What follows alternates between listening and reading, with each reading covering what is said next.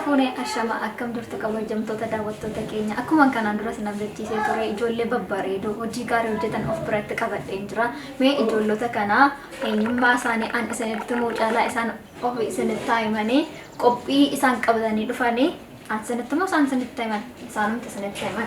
Tole baga nagaan dhuftanii waamicha koo kabajanii iddoo kanatti argamuu keessaniif guddaan isin galateeffadha. Hayyega maqaa keessan irraa yoon jalqabee tole haati maqaan keenya jedhamta.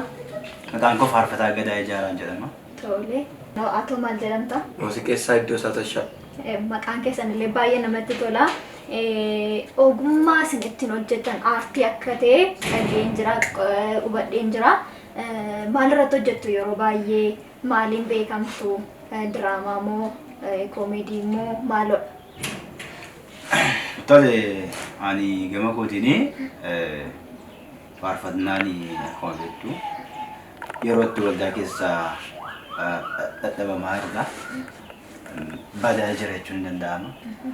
Akkuma kana aartii Oromoo keessatti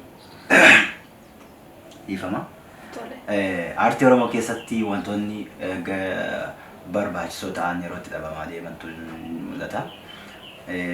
Isa kana gara boleessa keenya muuziqeessaa Iddoo isaatti siquudhaan haasofsiiseen ture. Haasofsiisee mee maalii gochuu nu wayyaa waa'ee waldaa keessaa dhaloonni badaa yeroo dhabamaa warcaa jiru kanaatti akkam goone yoo akkam ta'e gara waldaatti deebi'uu danda'a dhalooti kun. Dhaloota amma sirbuma duukaa bada beektaa amma gaafa callistee ilaaltu waldaa keessaas maalis faarfachaa maal jechaa jira amma sirbii keessattuu dhimma wal qabatu sanaanii gaafa dhagoo faarfataa dhumatu muuziqaa sirbaa argate na muuziqaa sirbaa duukaa jedhala. Muuziqeessaa boleessi keenya muuziqaa nu taphachuu danda'a. Ila akkas jedha dhaloonni keenya. Jedhiga! Fuuliga! Jedhiga! Fuuliga! Akkas kuni gara faarfannaatti deebi'ee utuu faarfannaadhaan bakka buufame hin danda'amu laata utuu akkas ta'e waan jiru gara sanatti. Tole. Yaadi keessan yaada baay'ee namatti toludha. Yaada deeggaramuu qabudhas. Egaa mee gara keetti yoon deebi'e immoo gara muuziqaa kanaatti akkasittiin sagaleessuu akkamittiin fiddamee ati?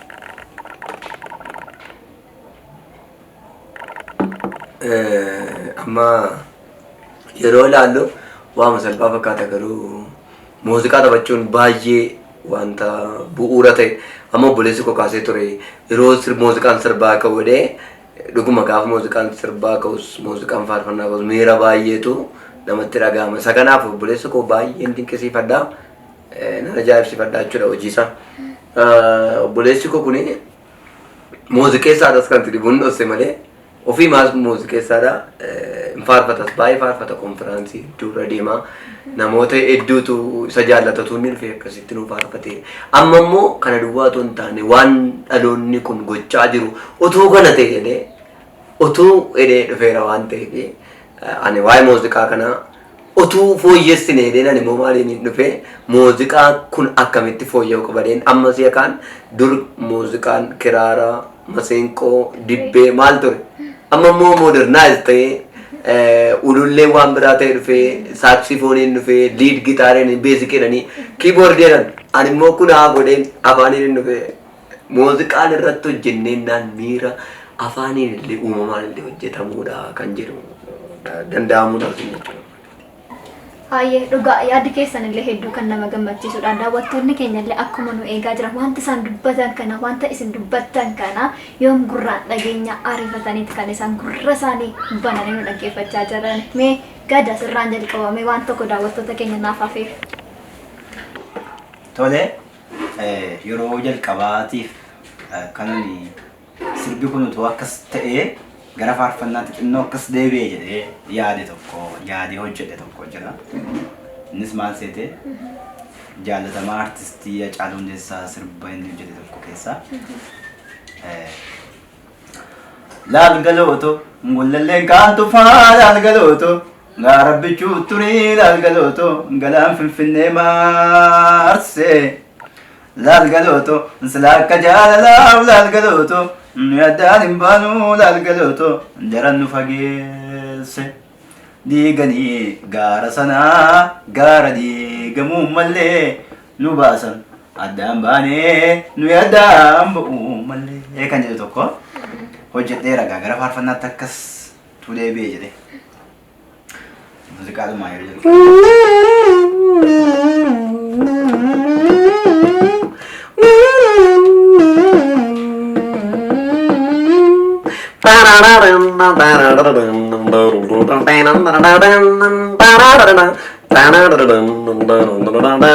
waaqayyo ko dubbachuudhaan fufamu waaqayyo ko walmaa keessa gaarii waaqayyo ko hin fixuu modeesse waaqayyo ko seenna manaa godhee waaqayyo ko dukkana koo ibsee waaqayyo ko biiftuu bariisii faarfatee narraan galuu dhaabadhee sayyoon taa'ee sin jedha sin eebbisaa si tabbaatee faarfatee narraan galuu dhaabadhee sayyoon taa'ee sin jaja sin eebbisaa si tabbaa kunaaf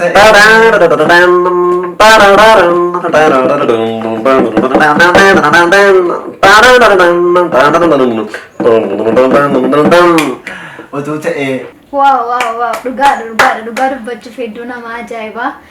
Waan baay'ee nama gammachiisudha. Hedduus nama barsiisa, nama ajaa'ibuu caalaayyuu barumsa kan namaa kennudha. Dhaloonni keenya akkuma isin dubbachaa turtanidha. Kana yaaduun keessa wanta guddaadha. Mee ammas gaa daawwattoonni keenya akkuma isin eeganitti jiru. Kanaafuu ammallee wanta dabaltaniif yoo jiraate. Tole egaa sirbanii gara faarfannaatti deebisu tokkos hin jira. Sirbichi sirba jaamboo jooteeti. Keessaa keenya illee asubsiisee kan birraa barii gottuu wajjin taphannaa baala bakkanniisa waliin boraafannaa otoo wallarraanuu maaliif wallamna jaalatti aannanii wajjinuu danda'a kan jedhu tokko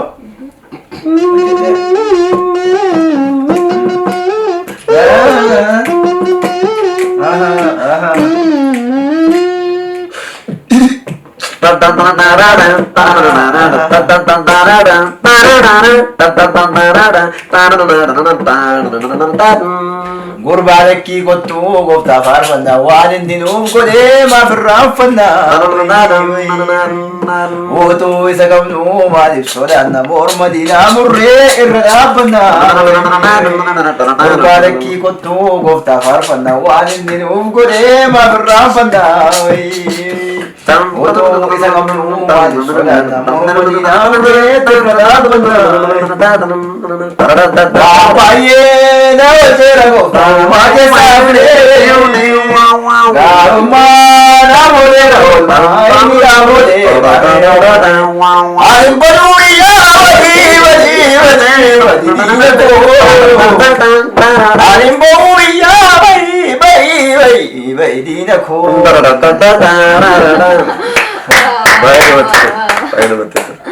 Mee ammas gaa daawwattoonni keenya akkuma isin eeganitti jiru. Kanaafuu ammallee wanta dabaltaniif yoo jiraate. Tole utuu akkas ta'e kanan jedhu gaa waan baay'ee qabasii jedheera. Wantoota irraa hafanii baay'eetu jiru. Ammas gara xumuraa jette situ malee xumuraa naafi. Kanaafi sirba Galaanaa Gaaromsaa yoo beekuun gume lafti gabaa marga sana ammas deebisitanii isaan kennan falleera yoo waaqni dubbate lafti olaan marga yadii waaqa jedhii waaqayyoo nan arga wareega kogge wareega bambaasaa waan hin olle kana ka'een gooftaa farsa mee kanaafu ammarsi baasu beeku ammarsi kadhus beeku kanaaf dhiironnaa inni noolu kan faarfatee sanaadha kan lallabee sanuma guyyaa dhufee manaafu noolu gooftaa kee dhaabachuun kee waaqa kee kadhachuun kee barri yaaddoo darbeera gaafu Isa barbaadu oduu isa kanaadu kiyyoo kee goftee kiyya akka keetiif jirra goftee kiyya akka keetiif jirra. Egaan daawwattoota keenya hedduu akka irraa barachaa jirtan abdiin qaba. Ammallee qophiin keenya akkuma itti fufeettee jira. Gara goolabuutti geessine jira. Amma wanta tokko ittiin goolabuu fi waan saba kana barsiisu, waan isaan hubachiisu, mee kan waan kan wal qabatee itti nuuf dabaltu gara xumuraatti finname. Sirbani gara faarfataatti deebisee fide tokkos kan biraa. Sirba weellisaa hirphaa isaan fuudhanitti fakkaata. Yaadatta mitiira? Yaadatta. Iddoon baay'ee nama jiru rakkataa ture kana hojjechuudhaaf innis waan sammuu koo keessa jiru kana waan hojjechaa jiru kana sirriitti hin beeka deeman yaada. Kanaaf sirbichi madda gammachuuf jiru koonillee ani eenyuun qaba hawwisii malee kan jedhu tokko.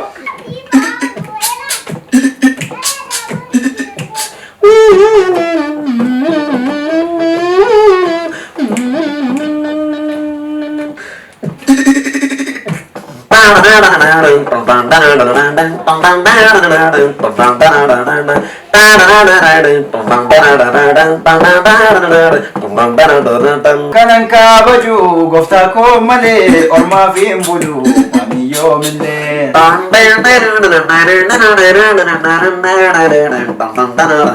Kanan kabaju Yesuus koo malee ormaa fi hin bulu ani yoomillee.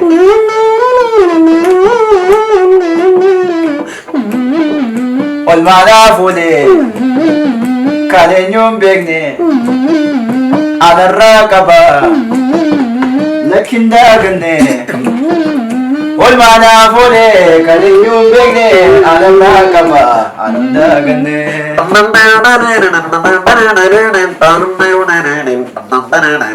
Olmaadhaa fuudhee kan eenyuun beekne manarraa qaba anan daaganne.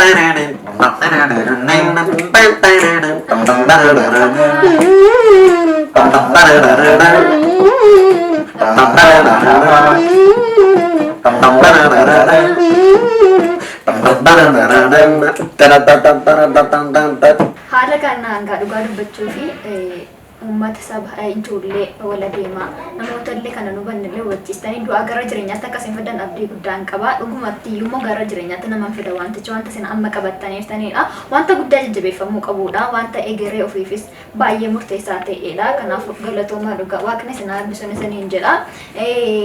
Kanatti dabalatee mee gara fuulduraatti yaada akkamii qabdu maal karoorsitaniirtu? Sabi kun illee kana qofamin waan gaarii ganaa isinirraa egaa waan kanarra caalu qabattanii dhufuuf mee qophii akkamirra jirtu? Tole sirraan kaagadaa mee maal yaadda?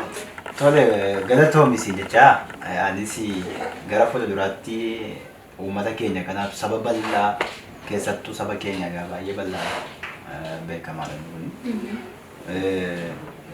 Isaaniif dhaamsanii qabu yoo jiraate gara fuulduraatti maaltu ta'uu akka qabu wantoota isaanirraa eeggachuu qaban tokko tokko hin jiraata beektaa. Keessumaatii waldaa kiristaanaa yeroo ammaa kana hundooftee jirtuun kan wal qabatu ganaas kan hundooftuufis dhaamsanii qabu. Of eeggannoo guddaadhaan socho'uutu irraa eegama. Kanaaf wantoonni nuni gara fuulduraatti qabannee fi dhufaa jirru yoo jiraate aartii Oromoo guddisuu keessattis gahee fudhachaa deema. Ijoollee akka waldaa kiristaanaattis ijoollee hafuuraa keessaa bahanii laayinii keessaa bahanii bakkee irraa jijjiiramte sana gara keessaatti laayinii keessaatti kanumaan qabne kanaan deeffachaa dhakaa tokkoon simbira lama rukuttuu barbaanne. Gada yaada nulaatteef hedduu galatoome iddoo isaa gara keettan deebi'a. Mee'at immoo maal yaadaa jirtaa maal hojjechuufi mee wanti keessa kee jiru hundallee otoo hin taane muraasa nuuf kaasame. Tole baay'ee galatoomii dhugaama dubbachuu fi obboleessi koo baay'ee isaa haaseera. Bara kana yookaan sirbituu miti yookaan faarfataa miti jireenya namoota baay'ee gaafa ilaaluu fi koo soorachaa kan deemudha kun dhugaama dubbachuuf. Jechuun sirbi aartii Oromoodhaa. Faarfachuun immoo waaqa ofii waaqeffachuudha yookaan sirbituu ta'u yookiin faarfataa ta'u. Amma faarfataaf sirbituun nuni beektoon taane faarfattoota keenya baay'een isaanii akkuma koof akka isaa warri kiiboordii taphatan otuu maqaan keenya yoon sitti hime tiimiin kun kaayyoodha. Kaayyoo production-idha.